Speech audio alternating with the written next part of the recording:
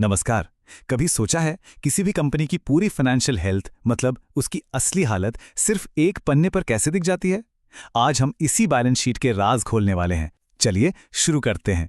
ये ना एक बहुत ही सिंपल पर ज़बरदस्त सच्चाई है। फाइनेंस की दुनिया इसी पर टिकी है। असल में पूरी की पूरी बैलेंस शीट इसी एक प्रिंसिपल पर बनी है। हर चीज़ का हिसाब होना चाहिए और बैलेंस शीट बस वही करती है। तो ये है बैलेंस शीट का सबसे बड़ा, सबसे फंडामेंटल रूल। कंपनी के पास जो कुछ भी है जिसे हम एसेट्स कहते हैं, वो या तो उधार के पैसे से आया है यानी लायबिलिटीज, या फिर मालिकों के खुद के पैसे से जिसे इक्विटी कहते हैं। चलिए अब इन तीनों को ना एक एक करके तोड़कर समझते हैं। इसको समझने का सबसे आसान तरीका है एक घर का एग्जाम्पल लेना। मान लीजिए घर आपका एसेट है, तो उसकी कीमत किसके बराबर होगी?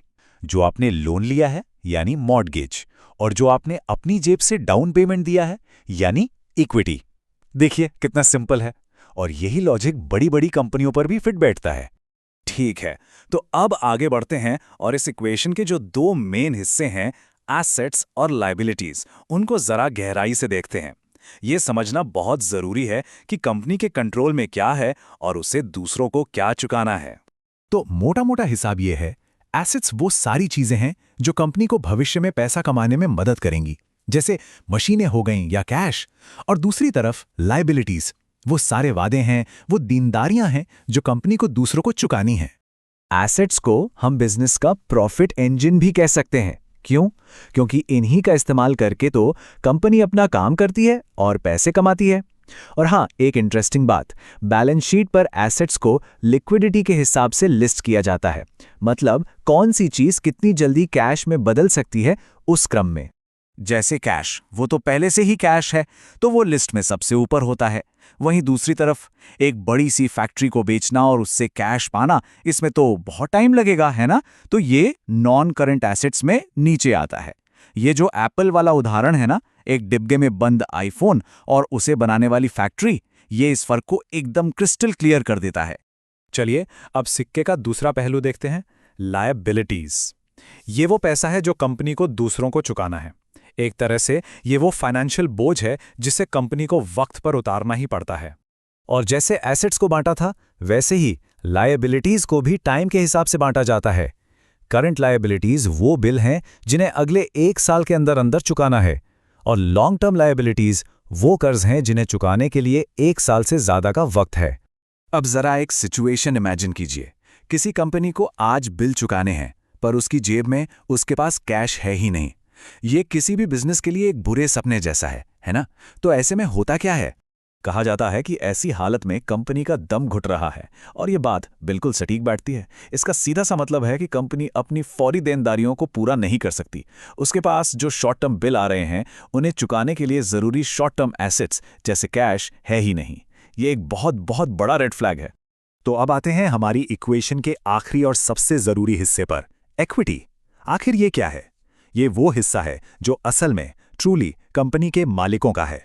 अगर इसे बिल्कुल सिंपल शब्दों में समझें तो सोचिए, अगर कोई कंपनी अपने सारे एसेट्स बेच दे और अपना सारा कर्ज, सारी लायबिलिटीज चुका दे, तो आखिर में जो पैसा बचेगा ना, बस वही इक्विटी है। यही कंपनी में मालिकों का असली हिस्सा है। अब ये इक्विटी आती कहां से है? ये सिर्फ एक नंबर नहीं है। इसके दो मेन सोर्स हैं। पहला, वो पैसा जो फाउंडर्स और इन्वेस्टर्स ने बिजनेस शुरू करते वक्त लगाया था, और दूसरा, बिजनेस ने जो भी मुनाफा कमाया उसका वो हिस्सा जो बांटा नहीं गया, बल्कि उसे वापस बिजनेस में ही री इन्वेस्ट कर दिया गया। पता है, इक्विटी एक तरह से कंपनी के लिए सेफ्टी बफर का काम करती है। मतलब अगर कंपनी में इक्विटी अच्छी खासी है तो उसके पास मुश्किल वक्त से लगने के लिए एक फाइनेंशियल कुशन है। अगर कभी नुकसान भी हुआ तो वो उसे अपनी इक्विटी से कवर कर सकती है, बजाय इसके कि वो फौरन दिवालिया हो जाए। चलिए, बहुत थ्योरी हो गई। अब इन सारे कॉन्सेप्ट्स को एक रियल लाइफ एग्जाम्पल से जोड़कर देखते हैं। हम देखेंगे कि कैसे एक नई कॉफी शॉप की बैलेंस शीट हर एक ट्रांजैक्शन के साथ बदलती है, लेकिन वो इक्वेशन वो हमेशा बैलेंस में रहती है। तो देखिए, ये कैसे काम करता है। आपने अपनी जेब से $10,000 लगाए तो कैश यानी एसेट भी बढ़ा और इक्विटी भी बढ़ गई। फिर आपने बैंक से 5,000 का लोन लिया तो आपका कैश एसेट तो बढ़ा, पर साथ ही आपकी देनदारी, आपकी लायबिलिटी भी बढ़ गई। और फिर जब आपने मशीन खरीदी तो एक एसेट कैश कम हुआ और दूसरा एसेट मशीन बढ़ गया। देखा, हर कदम पर assets equals liabilities plus equity, ये इक्वेशन हमेशा बैलेंस्ड रहती है। यही तो है बैलेंस शीट का जादू। अब एक आखिरी लेकिन बहुत जरूरी सवाल, इसे रेड फ्लैग चेक भी कह सकते हैं।